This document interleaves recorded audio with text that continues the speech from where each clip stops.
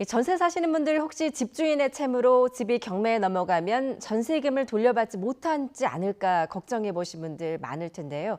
실제로 세입자 10명 가운데 4명이 이 집이 경매에 넘어갈 때 제대로 전세금을 돌려받지 못했고 이 가운데 1명은 아예 한 푼도 받지 못한 것으로 나타났습니다. 취재기자 연결합니다. 박병한 기자.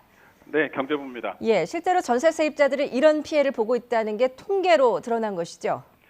네, 주인집이 경매에 넘어가면 세입자 10명 중 4명은 전세보전금을 제대로 돌려받지 못하는 것으로 나타났습니다.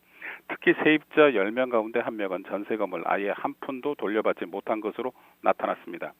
국회 국토교통위원회 박홍건 의원이 대법원 경매 현황을 분석한 데 따르면 2015년부터 올해 8월까지 세입자가 있는 가운데 경매에 넘겨진 27,930가구에서 40.7%인 11,363가구가 전세금을 돌려받지 못한 것으로 나타났습니다. 즉 주인집이 경매에 넘어가면서 세입자 10명 가운데 4명이 전세금을 제대로 돌려받지 못했다는 것입니다. 세입자들이 돌려받지 못한 전세금은 평균 3,230만 원 정도입니다. 특히 주택임대차보호법상 소액 임차인 최우선 변제금조차 보전받지 못하고 전세보전금 전액을 떼인 경우도 11.4%인 3,178가구에 달했습니다. 전세보전금을 한 푼도 돌려받지 못한 세입자 중 61.7%는 아파트가 아닌 단독주택이나 다가구 거주자였던 것으로 나타났습니다.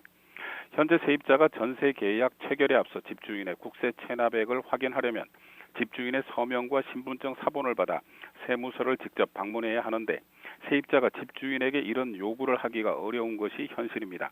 이에 따라 집주인의 체납 정보나 권리 관계를 세입자에게 제공하도록 의무로 규정하고 거짓 내용을 제공한 사업자에 대한 제재를 강화해야 한다는 주장이 제기되고 있습니다. 지금까지 경제부에서 전해드렸습니다.